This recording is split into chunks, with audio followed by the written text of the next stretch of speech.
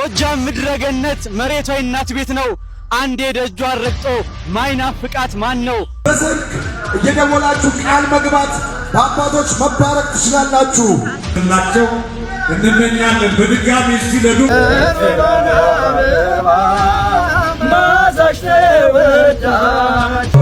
አሳዳጆቼ እስካሁን አለው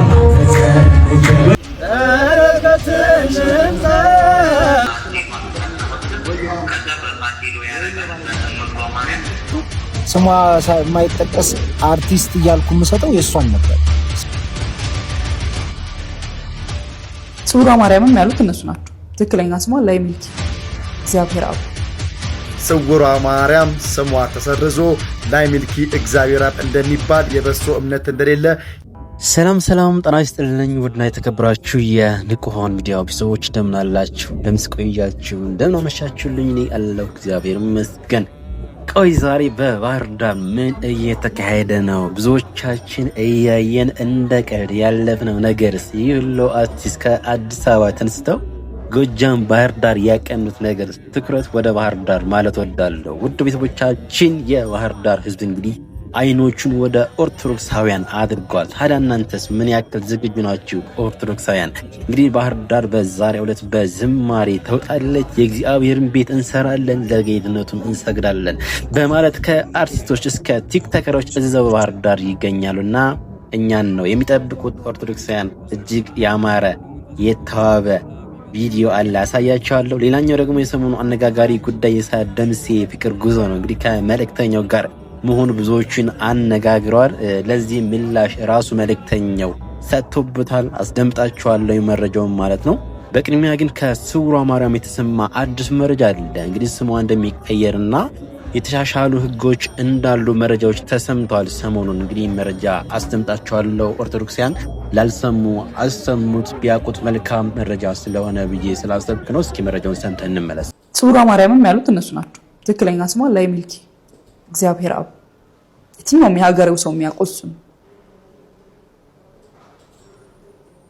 እና ጽውራ ማርያም ብለው ሄደው ዳንን የሚሉ ሰዎችስ የውሸት ነው የሚናገሩት? በነገርክ ላይ ቦታ የእውነት ስናወራ የእውነት ሲወራ እጅግ በጣም ደህነት ያለበት ቦታ ይሄ እግዚአብሔር እንደኛ ያልሆነበት ቦታ ነው ማለት እናታችን ቅድስት ድንግል ማርያም እንደኛ ክፋት ሳይሆን እንደ ልጇ ርህራሄ የምታድንበት ቦታ። እነሱ ሰው ቢያስደበድቡ ሰው ቢያስገርፉ እሷ ግን የእውነት ታድናለች። ቂቤ ብለው ከመርካቶ ከጫጫ ከደብረ ብርሃን በሚያመጡት እንትን እንኳን ፈውሷን ገልጣ የምታሳየናት። ሰሚትና መርካቶ ቅቤና ቅባ ቅዱስ ተጭኖ እንደሚሄድና በግለሰቦች ተሰብስቦት ሄዶ ሳይባረክ እንደሚሸጥ ሰምቻለሁ። እሱንም ታውቃላችሁ? እውነት ሰበር ዜና። አሁንም እንግዲህ የሀገረ ስብከቱ መግለጫ እንደቀጠለ ይገኛል። የሰሜን ሸዋ ሀገረ ስብከት በብፁዕ አባታችን አቡነ ቂሌሜንጦስ የሚመራው የሰሜን ሸዋ ሀገረ ስብከት እንግዲህ ጽውራ ማርያም ስሟ ተሰርዞ ላይሚልኪ እግዚአብሔር አብ እንደሚባል የበሶ እምነት እንደሌለ የቂቤ እምነት እንደሌለ እንዲሁም ሰሜነሽ ኪዳነ ምሕረት እንግዲህ የማር እምነት እየተባለ የሚታተመውም ቲሸርት እንደሚቆምና የተለያዩ ጉዞዎች ህገወጥ ጉዞዎችን እንደሚያስቆም ዛሬ መግለጫ አውጥቷል ማለት ነው። ስለዚህ መግለጫውን ዩቲዩብ ላይ ገብታችሁ ማየት ትችላላችሁ ማለት ነው። ስለዚህ እኛ አሁንም ጥያቄያችን ይቀጥላል። ለሞተው ወንድማችን ፋሲል መልስ እንፈልጋለን። ስለዚህ አጸደ ማርያምም አሁንም የበላችሁ ገንዘብ አለ፣ እሱ ለጽውራ ማርያም ተብሎ ለተሰየመችው ቤተክርስቲያን ይመለስ። ቤተክርስቲያኗም ላይሚልኪ እግዚአብሔር አብና የእመቤታችን ቤተክርስቲያን ስለሆነ ሁላችሁም ከኋላ ጽውራ ማርያም የሚለውን ስም እንዳትጠቀሙ ስንል በአክብሮት እንጠይቃለን። ቦታው ላይሚልኪ እግዚአብሔር አብ ቤተክርስቲያን ነው። ከጎናችን ለነበራችሁት ሁላችሁም ከልብ አድርገን እናመሰግናለን። ይህንን ቪዲዮ ሼር፣ ኮፒ ሊንክ እያራችሁ አካውንታችን ዋርኒንግ ነኝ ስላለ ሁላችሁም ኮፒ ሊንክ ማድረጉን እንዳረሱ አመሰግናለሁ። ኦኬ ኦርቶዶክሳውያን መረጃው እንደሰማችሁት ነው። በጽውራ ገዳም ዙሪያ እንደዚህ ያሉ ነገሮች ተሰምተዋል ማለት ነው። እንግዲህ ጽውራ ማርያም ላይ አንዳንድ አለመግባባት ችግሮች አይተናልና በተለይ በጉዞ አዘጋጇ በሴቷ ግለሰብ ጉዳይ በጣም ብዙ ጭቅጭቅ እንደተነሳ ሁላችንም እናስታውሳለን። ነገር ግን እንደዚህ ያለ መግለጫ ሀገረ ስብከቱ አውጥቷል ማለት ነው። ስሟም እንደሚቀየር እየሰማን ያለ ነው። ስሟ ግን መቀየሩ አለመቀየሩ ምንም ለውጥ ያመጣል ብዬ አላስብም። ለማንኛውም በጽውራ ማርያም ጉዳይ ያለው መረጃ ይህን ይመስላል። አሁን ቀጥታ ወስዳችሁ ወደ ባህር ዳር ምንድነው የተፈጠረው? እውነት እላችኋለሁ ብዙዎቻችን ዘግተን ዝም ያልነው ነገር አለ? ይሄን ሁሉ ድባብ፣ ይሄን ሁሉ ድምቀት፣ ይሄን ሁሉ ዝማሬ፣ ይሄን ሁሉ አገልግሎትማ ዝም ልንል አይገባም። ከጎናቸው ልንቆም ይገባል ብዬ ይሄን ቪዲዮ ሰብሰብ አድርጌ አንጥቼላችኋለሁ። ወደ መረጃው እንሄዳለን። ጎጃም ምድረገነት መሬቷ የእናት ቤት ነው። አንዴ ደጇን ረግጦ ማይናፍቃት ማን ነው? አሁን ጎጃም ባህር ዳር ገብተናል። ባለማይተቦች ይህንን ቪዲዮ ከ30 ጊዜ በላይ ኮፒ ሊንክ፣ ሪፖስት፣ ሼር እንድታደርጉና አለን ለባህር ዳር መድኃኔዓለም እያላችሁ አጥለቅልቁት። ዛሬ ማታ 2 ሰዓት ላይ በኔ የቲክቶክ አካውንት ላይቭ ላይ እንገናኝ። እወዳችኋለሁ።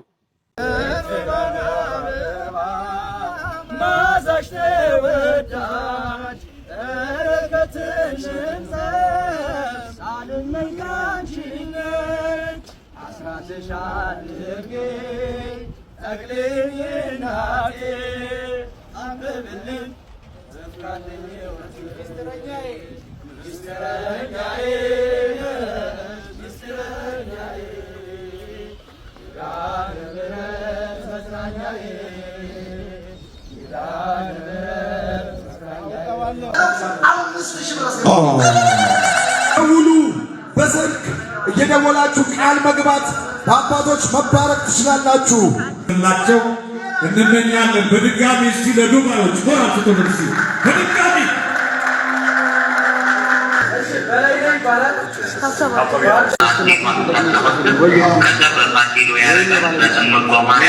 ከዛ በኋላ ደግሞ በጎልድ ነበር እንደዚህ ላይ እንከታተል ነበር። በጎልድና በፋሲል እና በሶስና ስም 201,000 ብር ሰብስቤያለሁ።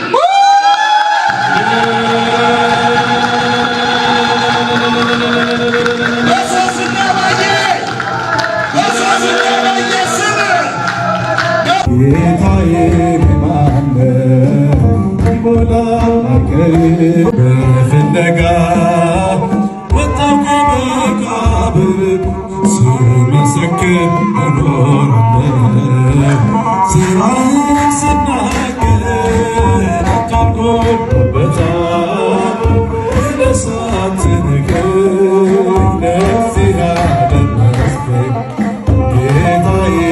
ማነው ይሞላል አይቀርም ባተሸለቆዬ ጠብቃለሁና ቀንህን ቀንለክተ ጊዜን አይተህ ሰውን የማትከዳ ያለ ወረት ትመጣለህ። እኔን ልትረዳ ከእኔን ያፍ ወንድሞቼ ባልስተካከልም ማማ ሆነ ከፍ አደረከኝ። አንተ ሰባት ባቷንጎበታል ሳትንቀኝ ለዚህ አደረስከኝ ጌታዬ። ማነው ይሞላል አይቀርም ባተሸለቆዬ ጠብቃለሁና ቀንህን ጌታዬ። ቀንለክተህ ጊዜን አይተህ ሰውን የማትከዳ ያለ ወረት ትመጣለህ። እኔን ልትረዳ ከእኔን ያፍ ወንድሞቼ ባልስተካከልም ማማ ሆነህ ከፍ አደረከኝ። አንተ ሰባት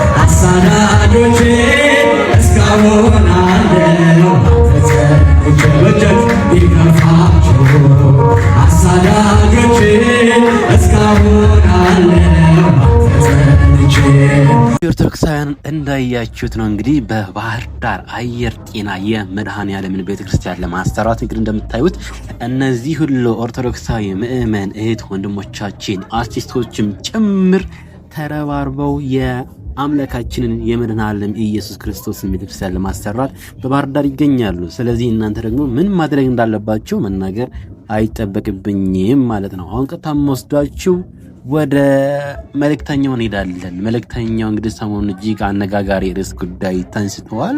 ሁላችሁም የምታውቋት አርቲስት ሳያት ደምሴ ይቺን እንግዲህ አርቲስት ማያውቃት አይኖርም ብዬ አስባለሁና እንግዲህ ቴሌግራም ላይ አንድ ስቶሪ ነገር ፖስት አድርጋለች መሰለኝ። ስለዚህ ደግሞ ያው የሚዲያን ጉዳይ ታውቁታላችሁ። በጣም አግን ነው ምላሽ እንዲሰጥበት ተገዷልና ምላሽ ሰጥቶበታል። እንግዲህ የመልእክተኛውን የትዳር ህይወቱን ያለበትን ሁኔታ የማውቀው መረጃ የለኝም። ነገር ግን ሳያትና መልእክተኛው አብረው ሊሆኑ ነው የሚባል መረጃዎች እየወጡ ነው ያለውና እስኪ እውነቱ ምንድነው የሚለውን ከሱ ብንሰማ ይሻላል። እስኪ ቪዲዮውን እንሰማን እንመለስ። ስሟ የማይጠቀስ አርቲስት እያልኩ የምሰጠው የእሷን ነበር። ስሟ እንዲጠቀስ ማለት ነው። ያን ያህል ደግ ናት። አሁንም ተናገር ብላኝ ሳይሆን ግዴታ ነው መመስከር አለብኝ።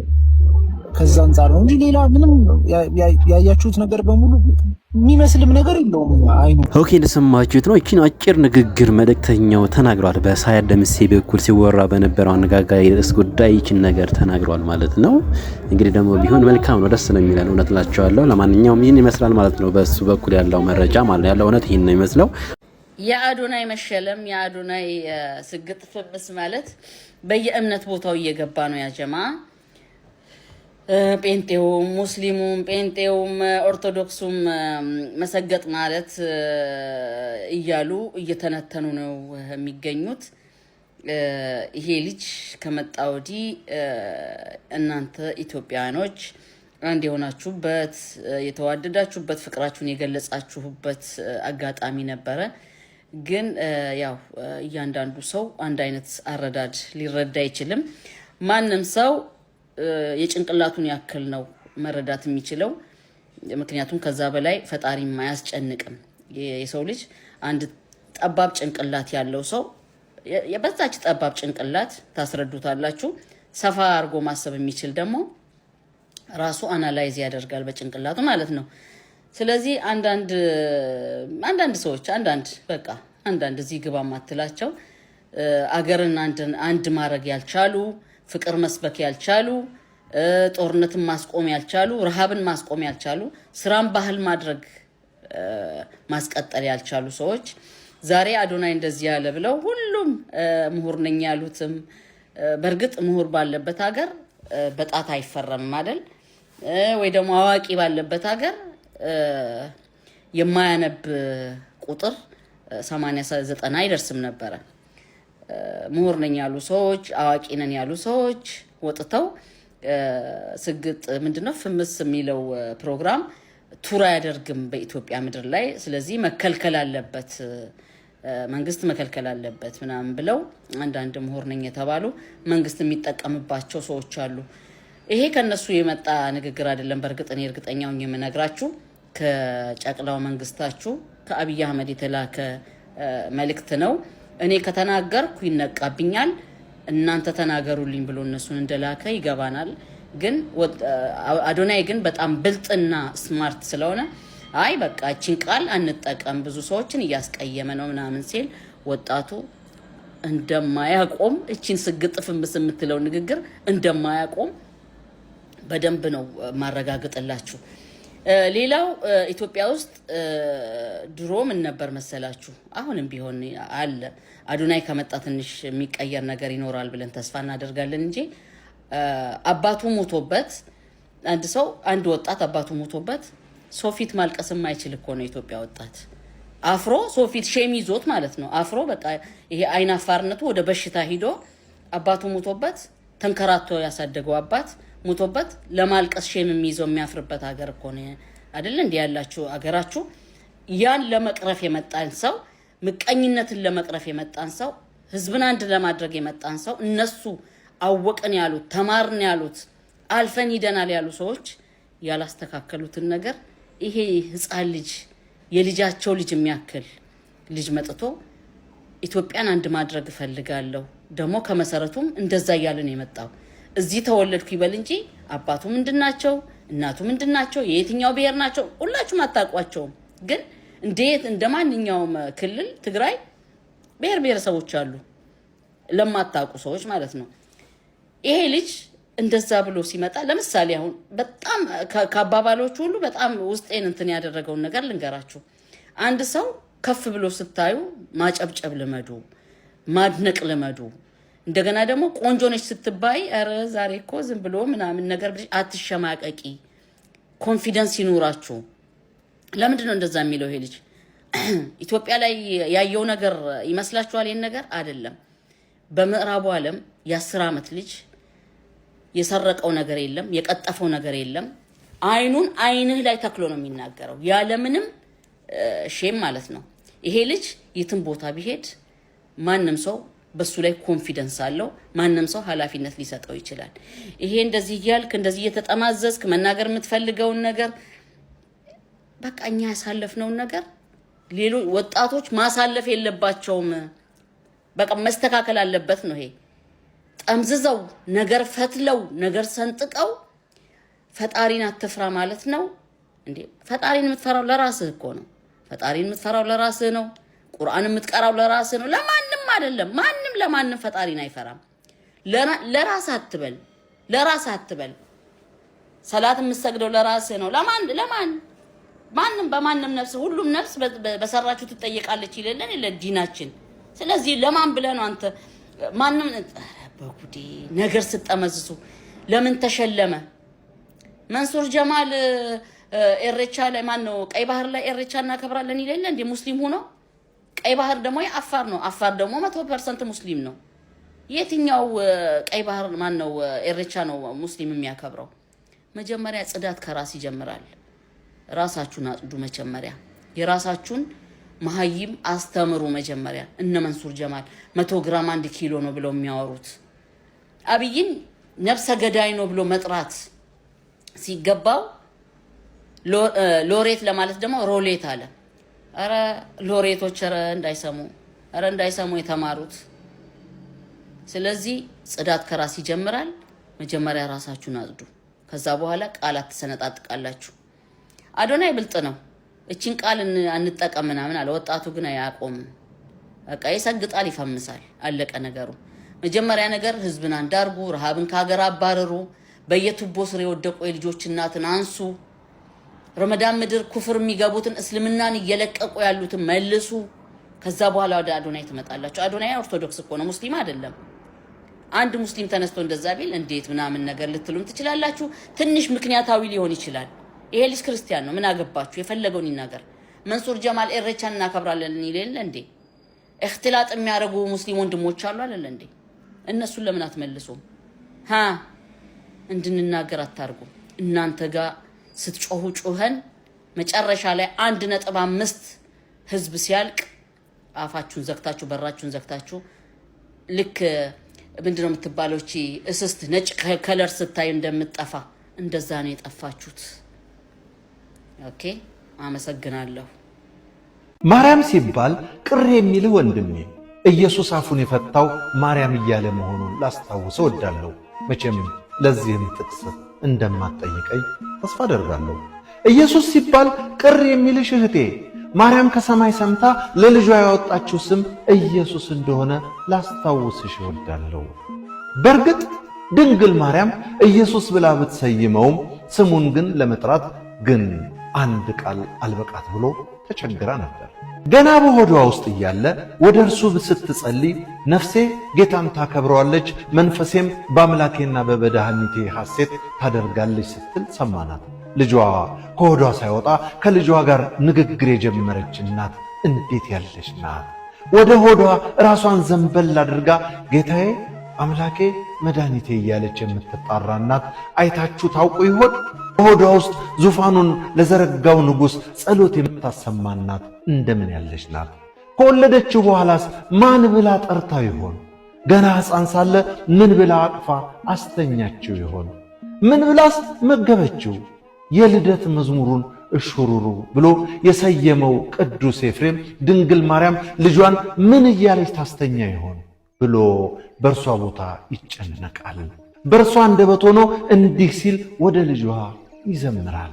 አንተ ምንጭ ሆይ ላንተ ለማጠጣት የጡቶችን ምንጭ እንዴት ልክፈታቸው ይቻለኛል? ሁሉን ከገበታህ የምትመግብ ሆይ እኔ አንተን ልመግብህ እንዴት ይቻለኛል? የክብርን ነጸብራቅ የተጎናጸፍከው ሆይ እንደምን በጨርቅ ልጠቀልልህ እችላለሁ? ላንተ እንዴት ያለ የማባበል ዜማን ላዜምልህ እችላለሁ? እንደ ማንኛውም ሕፃን ላንተ ሹሩሩ ብዬ እንዳልዘምርልህ እንደ ማንኛውም ሰው ተራ ልደትን የተወለድህ አይደለህም።